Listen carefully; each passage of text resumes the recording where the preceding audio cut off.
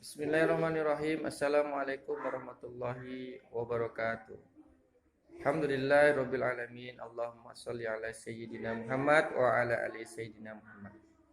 Apa kabar anak-anak Bapak semuanya? Anak-anak Bapak yang soleh dan soleha, tetap semangat belajar di rumah dan tetap semangat beribadah di rumah. Ada sebuah ungkapan mengatakan bahwa man jadda wajadda. Barang siapa yang bersungguh-sungguh pasti akan mendapat. Artinya, apabila anak-anak Bapak bersungguh-sungguh dalam belajar, pasti akan pintar.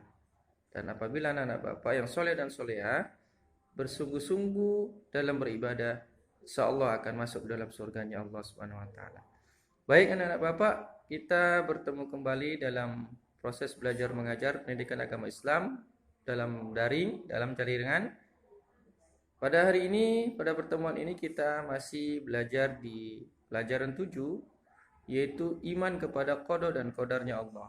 Namun, pada pertemuan ini kita hanya akan membahas tentang iman kepada qada.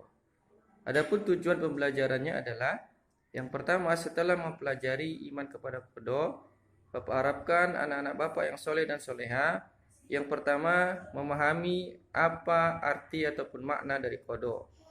Yang kedua, anak-anak Bapak dapat menyebutkan contoh-contoh qada. Nah, untuk selanjutnya mari sama-sama kita simak penjelasan Bapak berikut ini. Anak-anak Bapak yang soleh dan soleha, iman kepada qada dan qadar adalah rukun iman yang keenam, yaitu beriman kepada qada dan qadarnya Allah Subhanahu wa taala. Qada secara bahasa artinya hukum, ketetapan, kehendak, pemberitahuan dan penciptaan Allah Subhanahu wa taala. Namun secara istilah, qada artinya ketetapan Allah sejak zaman azali sesuai dengan kehendak Allah Subhanahu wa taala. Adapun contoh qada adalah yang pertama, adanya pergantian siang dan malam. Pergantian siang dan malam adalah sudah merupakan ketetapan yang sudah ditetapkan oleh Allah Subhanahu wa taala. Yang kedua, adanya kematian pada setiap makhluk. Mati merupakan sudah ketentuan dan ketetapan Allah Subhanahu wa taala yang akan dialami oleh setiap makhluk yang hidup.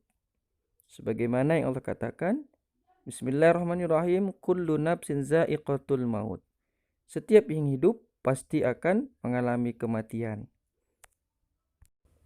Yang ketiga, perputaran bumi, bulan, dan planet pada porosnya.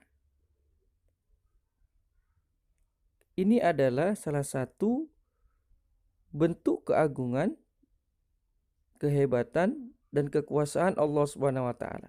Tidak ada satu makhluk pun yang dapat melakukan hal ini. Maka perputaran bumi, bulan, dan planet pada porosnya adalah merupakan salah satu contoh qada atau ketetapan Allah Subhanahu wa taala. Dan yang keempat, matahari terbit dari timur dan tenggelam di barat. Ini juga merupakan salah satu bukti adanya Allah, bukti keagungan dan kekuasaan Allah Subhanahu wa taala.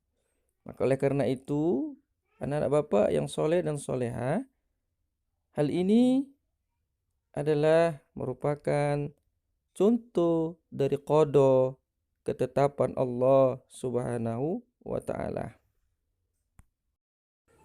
Baik anak-anak Bapak yang soleh dan soleha, demikianlah pembelajaran kita pada pertemuan kali ini. Sebelum kita tutup pembelajaran kita hari ini, Mari sama-sama kita simpulkan.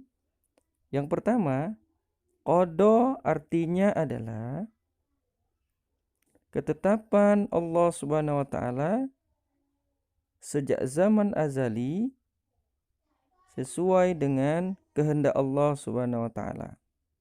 Yang kedua, contoh-contoh qada itu diantaranya adalah yang pertama, adanya pergantian siang dan malam. Yang kedua, adanya kematian pada setiap makhluk. Yang ketiga, perputaran bumi, bulan, dan planet pada porosnya. Yang keempat, matahari terbit dari timur dan tenggelam di barat. Demikianlah anak bapak. Assalamualaikum warahmatullahi wabarakatuh.